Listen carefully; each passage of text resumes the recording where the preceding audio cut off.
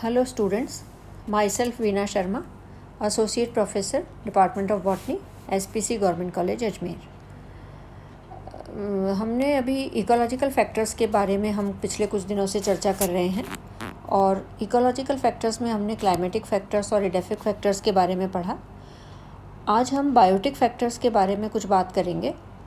Biotic factors का मतलब होता है जैविक कारक जो लिविंग ऑर्गेनिजम्स वातावरण में पाए जाते हैं, वो किस तरीके से एक दूसरे के साथ में रहते हैं और प्रभावित करते हैं एक दूसरे को, उसके बारे में, उनके इंटरेक्शंस के बारे में हम यहाँ बात करेंगे।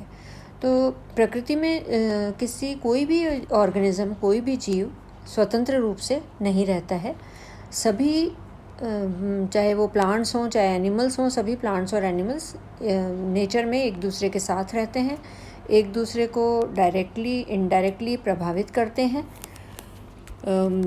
और जैसे सारी जो उनकी मेटाबॉलिक रिएक्शंस हैं, जैसे ग्रोथ है या न्यूट्रिशन है, रिप्रोडक्शन, पॉलिनेशन, सीड डिस्पर्सल है, उसके लिए उनको एक दूसरे पे निर्भर रहना पड़ता है। ये सब आपस में इनके एक तरीके की इंटरेक्शंस चलते रहते हैं नेचर में।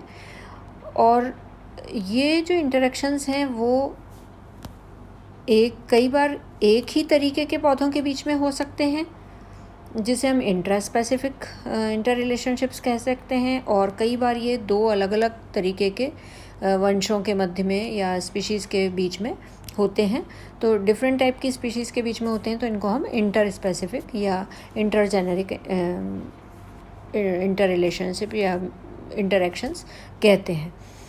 ये जितने भी इंटरेक्शंस होते हैं, चाहे वो एक दूसरे को आपस में साथ साथ रहने से उनको बेनिफिट्स हो रहा है, फ़ायदा हो रहा है, या कई बार दो प्रजातियां साथ में रहती हैं तो उनको नुकसान हो सकता है, या कई बार उन पे कोई प्रभाव नहीं पड़ता। तो कई तरीके की इंटर रिलेशनशिप्स रिएक्शंस जो है वो नेचर में, प्रकृति में पाई जाती हैं।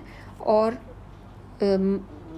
ये एक महत्वपूर्ण, जितनी भी इंटर रिलेशनशिप्स हैं, जितनी भी इंटरेक्शंस हैं, इनको हम बायोटिक फैक्टर के अंदर रखते हैं।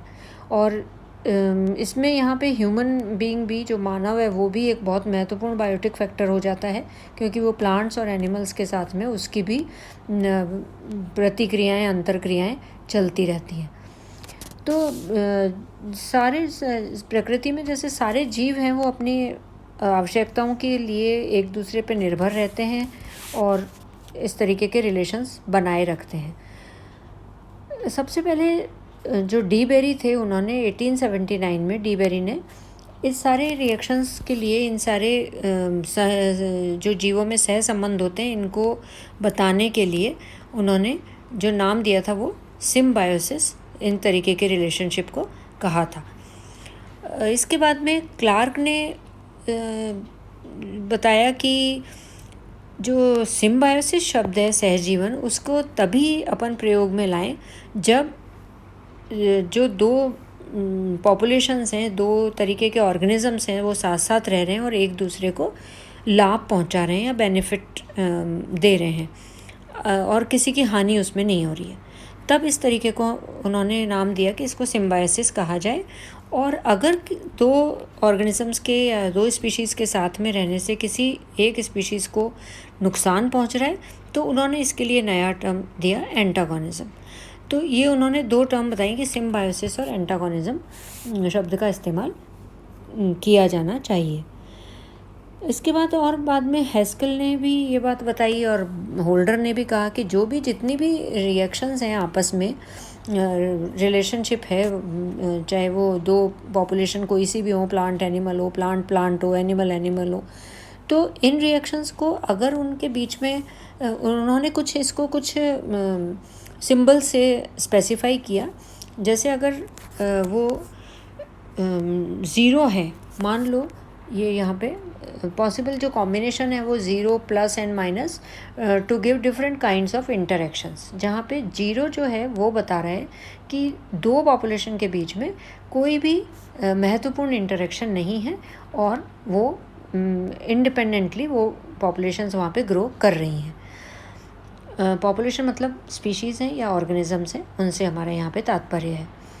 अगर पॉजिटिव ये प्लस का साइन अगर आता है तो प्लस के साइन से वो ये बताते हैं कि जो पॉपुलेशन है कोई एक पॉपुलेशन को उसमें से फ़ायदा हो रहा है। दो पॉपुलेशंस कहीं पे रह रही हैं, दो ऑर्गेनिजम्स रह रहे हैं, तो एक को फ़ायदा है और दूसरा शून्य भी हो सकता है या नेगेटिव भी हो सकता है। नेगेटिव साइन ये बताता है कि पॉपुलेशंस जो हैं उनमें से किसी एक पॉपुलेशन को नुकसान हो रहा है, दूसरी पॉपुलेशन को फ़ायदा हो सकता है या दूसरी को न्यूट्रलिज्म या वो शून्य रिलेशनशिप बता सकती है, इंटरेक्शन बता सकते हैं। तो ये 3 तरीके के पॉसिबल कॉम्बिनेशन उन्होंने 3 सिंबल से बताए। अब जितने भी नेचर में सहसंबंध चलते हैं ऑर्गेनिजम्स के बीच में, उनको हम कुछ कॉम्बिनेशंस के द्वारा बता सकते हैं, या कुछ कॉम्बिनेशंस हमने उसमें से आइडेंटिफाई किए हैं जो यहाँ पे इस टेबल के रूप में मैं आपको बता रही हूँ। जैसे 2 पॉपुलेशन है, हमने यहाँ पे कहा कॉम्बिनेशन में ये 0-0 या माइनस या प्लस माइनस या प्लस प्लस इस तरीके के कॉम्बिनेशन हो सकते हैं 2 पॉपुलेशन के बीच में। तो किस तरीके का कॉम्बिनेशन है, वो क्या प्रभाव शो कर रहा है और इसको हमने क्या नाम दिया है, तो हम यहाँ पे एक थोड़ा सा इनको समराइज़ कर सकते हैं। तो यहाँ पे हम ये देख रहे हैं कि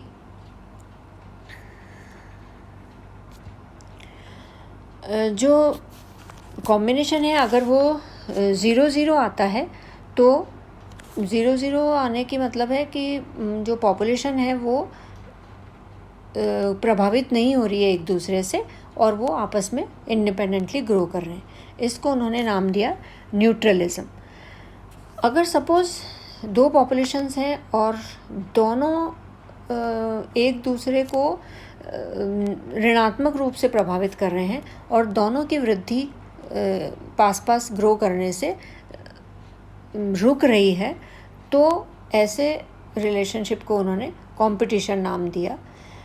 इसी में अगर दोनों रिलेशनशिप नेगेटिव साइन से आ रही है, इसका मतलब दोनों को नुकसान हो रहा है, इनडायरेक्ट इनहिबिशन, अप्रत्यक्ष रूप से वो प्रभावित कर रही हैं, चाहे वो रिसोर्सेज की शॉर्ट सप्लाई के रूप में हो या किसी और कारण से हो, तो भी ये रिसोर्स के लिए कंपटीशन हो जाता है। और ये ऊपर वाला जो कंपटीशन है इसमें ये हो सकता है कि कोई जो टॉक्सिक सब्सटेंस है उसका सिक्रीशन हो गया और दूसरी पॉपुलेशन मर गई, तो ये डायरेक्ट इनहिबिशन हो जाता है। और इनडायरेक्ट इनहिबिशन में कि रिसोर्स के लिए कंपटीशन चल रहा है और फिर सर्वाइवल ऑफ द फिटेस्ट, जो ज़्यादा अच्छी तरीके से रिसोर्सेज का यूज़ कर पाएगा वो रहेगा और दूसरी पॉपुलेशन को वहाँ से जाना पड़ेगा।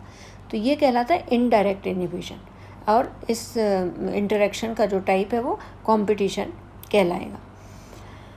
उसके बाद में हम ये देखते हैं कि 2 पॉपुलेशन में से एक पॉपुलेशन नेगेटिवली एसोसिएटेड है दूसरी के साथ में, मतलब एक को नुकसान हो रहा है और दूसरी को कोई प्रभाव नहीं पड़ रहा है। पॉपुलेशन 1 जो है वो इनहिबिटेड है और 2 इज़ नॉट अफेक्टेड, तो ये कहलाती है amensalism. Then if combination is like this कि एक को फ़ायदा हो रहा है और दूसरे को नुकसान पहुंच रहा है। पॉपुलेशन 1 इसमें ये हो सकता है कि पॉपुलेशन 1 जो है जो फ़ायदा ले रही है वो छोटी है, स्मॉलर है, तो इस तरीके के रिलेशनशिप को पैरासिटिज्म नाम दिया, जिसमें होस्ट पैरासाइट रिलेशनशिप होगी, जिसमें पॉपुलेशन 1 जो है वो पैरासाइट है जो छोटा है और होस्ट बड़ा है जिसको नुकसान पहुंच रहा है, तो वो पैरासिटिज्म कहलाएगी।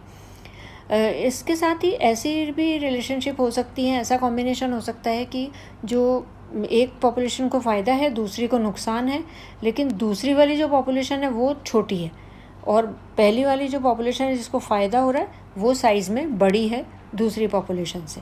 तो ये रिलेशनशिप, ये कॉम्बिनेशन कहलाता है प्रीडेशन टाइप के जो इंटर रिलेशनशिप पाई जाती है उसमें जो प्रे और प्रीडेटर ये रिलेशनशिप पाई जा सकती है।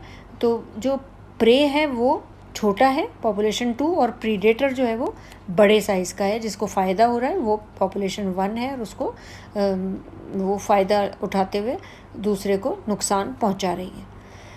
कई बार ऐसे कॉम्बिनेशन होते हैं कि एक पॉपुलेशन को फ़ायदा हो रहा है, बेनिफिट हो रही है, और दूसरी पॉपुलेशन जो है वो उस पर कोई प्रभाव नहीं पड़ रहा है। तो ये पॉपुलेशन, ये जो कॉम्बिनेशन है ये कहलाता है कमेंसलिज्म। इसमें हम एग्जाम्पल्स के द्वारा इसको आगे और पढ़ेंगे। इस तरीके के कॉम्बिनेशन भी हो सकते हैं जहाँ पे दो पॉपुलेशन साथ साथ रहें, दो ऑर्गेनिज्म, दो स्पीशीज साथ साथ रहें और दोनों एक दूसरे से फ़ायदा उठाएं, म्यूचुअल मतलब बेनिफिट हो दोनों को, और वो अपना लाइफ आगे चलाएं। तो इसमें ये हो सकता है कि अगर दोनों पॉपुलेशन साथ साथ हैं तो क्या उनका साथ में रहना ज़रूरी है उस एसोसिएशन के लिए, या उनका साथ में रहना नहीं ज़रूरी है उस एसोसिएशन के लिए। अगर दोनों पॉपुलेशंस का साथ में रहना ज़रूरी नहीं है लेकिन वो कुछ समय के लिए साथ आते हैं तो एक दूसरे को फ़ायदा पहुंचा देते हैं, लेकिन उनका जो सहचार्य है वो ऑब्लिगेटरी नहीं है। तो ऐसे रिलेशनशिप को, ऐसे कॉम्बिनेशन को हम प्रोटो कोऑपरेशन कहते हैं। और दूसरी तरीके में दोनों को फ़ायदा हो रहा है लेकिन वो तभी फ़ायदा होगा जब वो साथ में रहेंगे, उनका साथ में रहना आवश्यक है, ऑब्लिगेटरी है। तो ऐसे जो कॉम्बिनेशन है, ऐसे जो रिलेशनशिप है, this is known as mutualism. तो यहाँ हमने देखा कि कई तरीके के कॉम्बिनेशंस पॉपुलेशंस के बीच में हो सकते हैं जिसमें वो एक दूसरे को फ़ायदा पहुँचाएं या एक दूसरे को नुकसान पहुँचाएं या एक दूसरे से प्रभावित नहीं हो। नाउ वी कैन से कि जो इनको हम थोड़ा डिटेल में पढ़ेंगे। तो जो ओडम है उन्होंने इसको कैटेगराइज किया था, ओडम ने, और ओडम ने ये कहा था कि जो सहजीवन है, जो सिम्बायोसिस है, उसको हम दो तरीके से बता सकते हैं कि जो भी रिएक्शंस हैं वो या तो पॉजिटिव रिएक्शंस हैं या नेगेटिव रिएक्शंस हैं। तो नेचर में हमें इन कॉम्बिनेशन के आधार पे कुछ पॉजिटिव, जहाँ पे हमने एक प्लस साइन देखा, मिनिमम एक प्लस साइन होना चाहिए, वो पॉजिटिव इंटरेक्शंस होती हैं। जहाँ पे एक मिनिमम माइनस साइन है वहाँ वो नेगेटिव इंटरेक्शंस होती हैं। तो हम पॉजिटिव इंटरेक्शंस पढ़ेंगे जिसमें हम म्यूचुअलिज्म के बारे में पढ़ेंगे, प्रोटो कोऑपरेशन और कमेंसलिज्म के बारे में अपने नेक्स्ट लेक्चर में पढ़ेंगे। Positive interactions and negative interactions under biotic factors. Thank you very much.